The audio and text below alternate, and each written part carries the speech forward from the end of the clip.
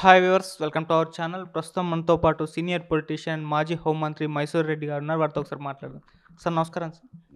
Sir Sharmila గారు కడప నియోజకవర్గం నుండి ఎంపీగా కంటెస్ట్ చేస్తున్నారు. సునీత గారు కూడా చాలా మద్దతు తెలుపుతున్నారు షర్మిల గారికి. అయితే కాంగ్రెస్ పార్టీ కాబట్టి మీరు కూడా సుదీర్ఘ కాలం పాటు కాంగ్రెస్ పార్టీలో వర్క్ చేస్తారు. అయితే వీళ్ళిద్దరికీ అంటే షర్మిల గారికి మద్దతు తెలపాలని చెప్పేసి షర్మిల గారు కానివ్వండి, సునీత గారు కానివ్వండి, మిమ్మల్ని ఏమైనా రిక్వెస్ట్ చేశారా సార్? అంటే మిమ్మల్ని సంప్రదించారంటారా? అంటే నన్నేమి ఎన్నికల్లో నిలబడేటప్పుడు వాళ్ళేం సంప్రదించలేదు. నిలబడిన తర్వాత సహకారం అందించమని ఓ స్టేట్మెంట్ ఇవ్వన్నా పాజిటివ్గా మాకు బాగుంటుంది కదా అని చెప్పి సునీత గారు అడిగారు.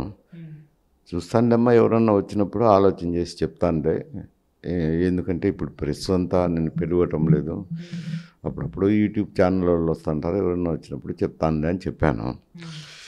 ఎందుకంటే నేను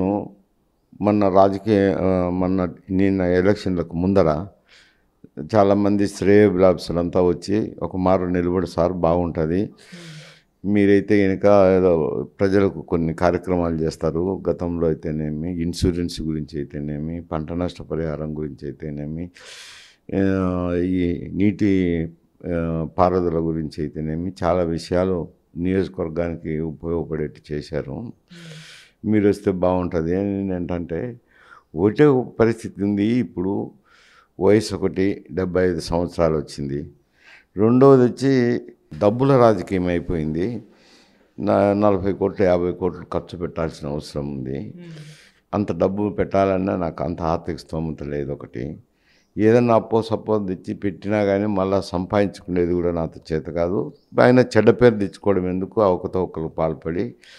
అందుకని మీరు మీ ఇష్ట ప్రకారం ఏదో మీ అభిమానం కొద్దీ మీరు ఓట్లు వేసుకోండి అని చెప్పాను. చెప్పిన తర్వాత వీళ్ళు కూడా అడిగారు.